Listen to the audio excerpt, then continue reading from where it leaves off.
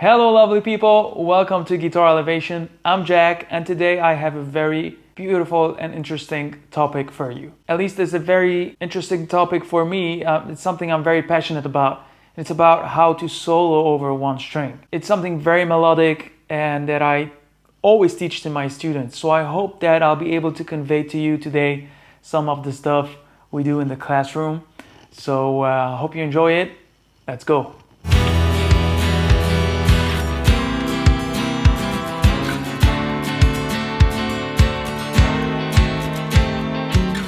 So of course, soloing over one string is a very old concept.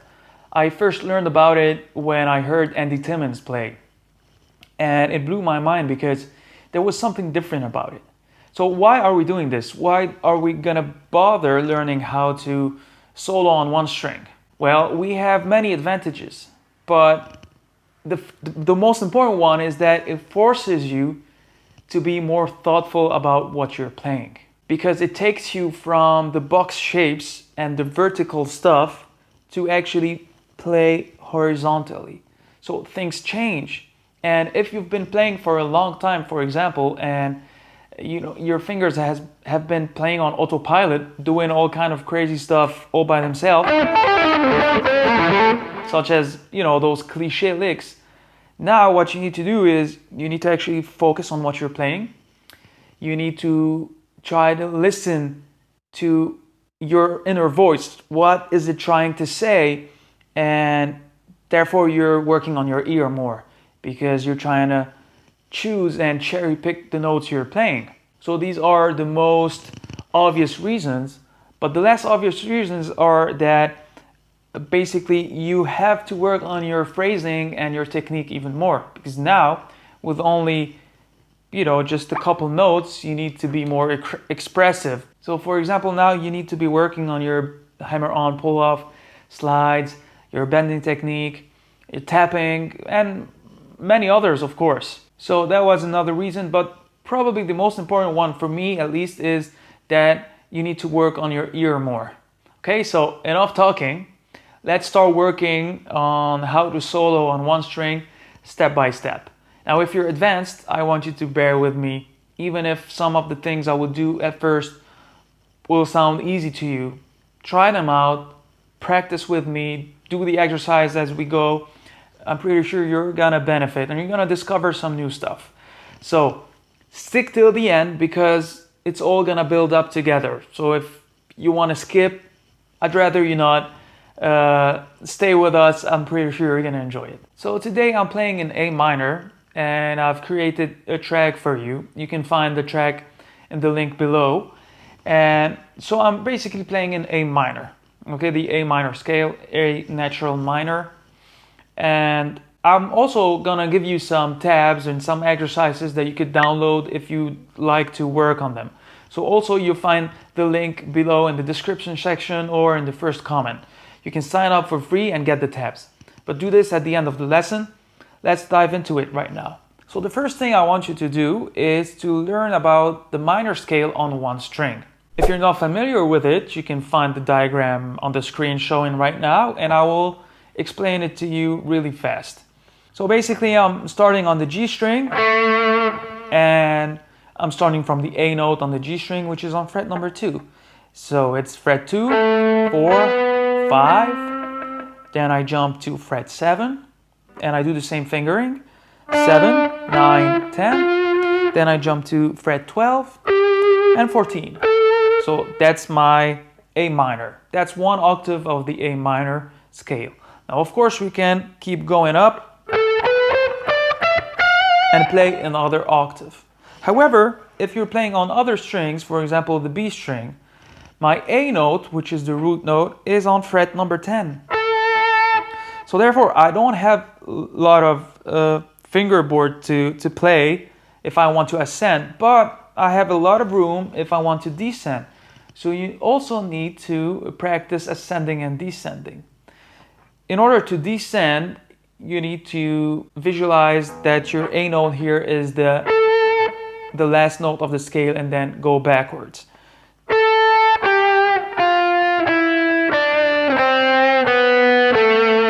just like you would do here on fret 14.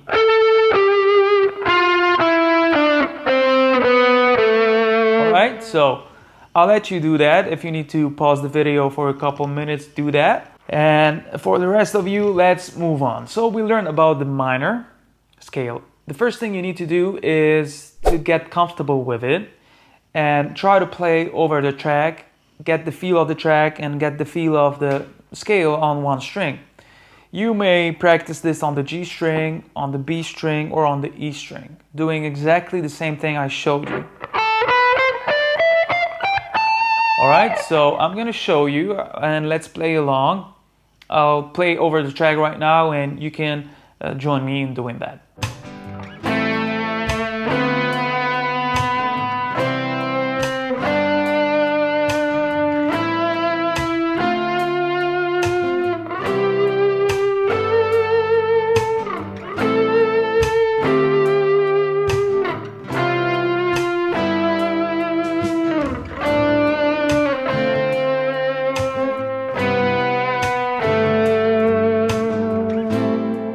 Now that you've actually learned the scale and got comfortable with it, we need another level of comfort, and it is to start playing from anywhere other than the root note. So you can start playing from any note of the scale, and that's what we're gonna do now. So for example, if I'm playing on the G string, I can start from fret 7 here on the D note.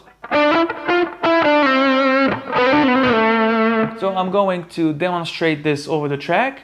Pick up your guitar and follow me. All right, let's go.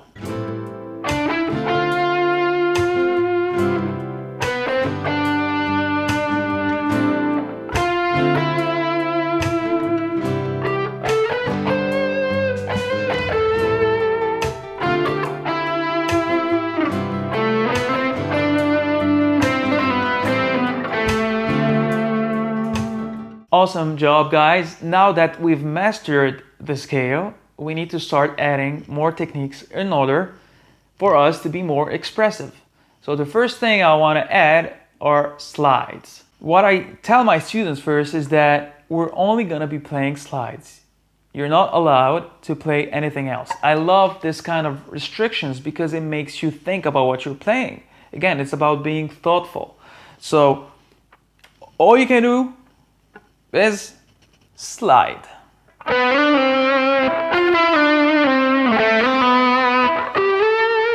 Alright, so I'm gonna play over the track.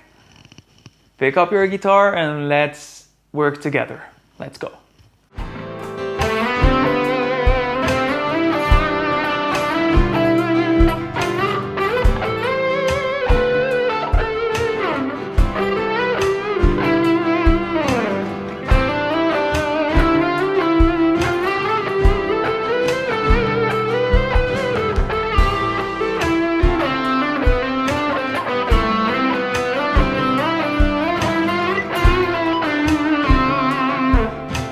Okay, now this is starting to sound really interesting and very melodic. We're gonna add another technique, which is the bending technique. You can either do pre-bends, such as this, or you could just bend release. All right, so if we combine the bending technique with all the other stuff we've been doing, the slides and hammer on pull off, we're gonna get even better phrases. So, as usual, pick up your guitar and let's work together.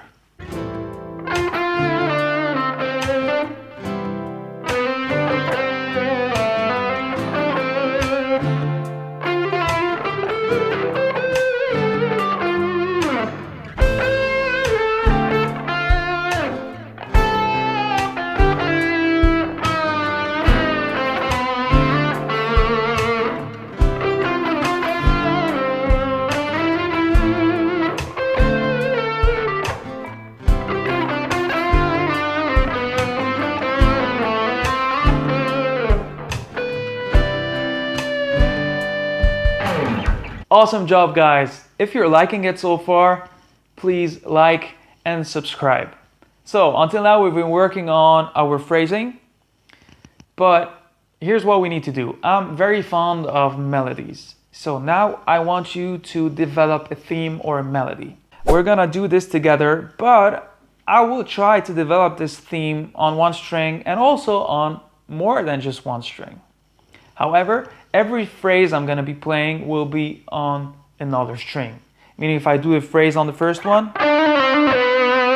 the second phrase has to be on the E string or the B string. Let's go.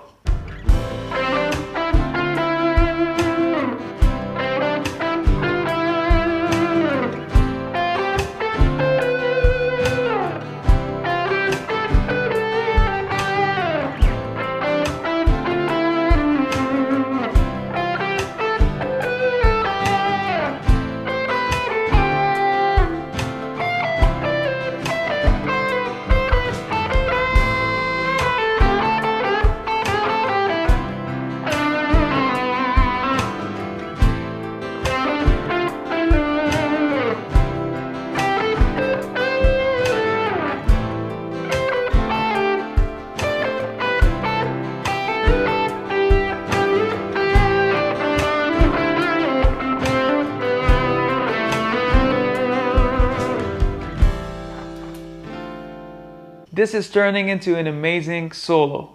Is this beautiful or what? So one more thing I want you to do is to get comfortable playing on multiple strings.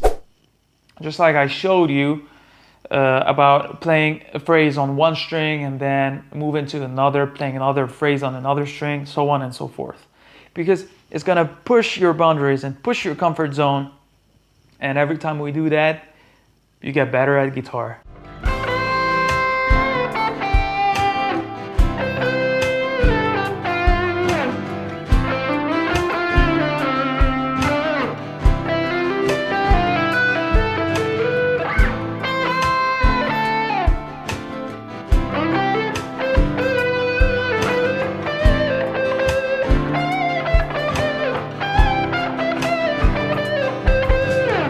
Needless to say, you could do the exact same steps on the major scale on one string, or the pentatonic minor on one string, or the pentatonic major, or...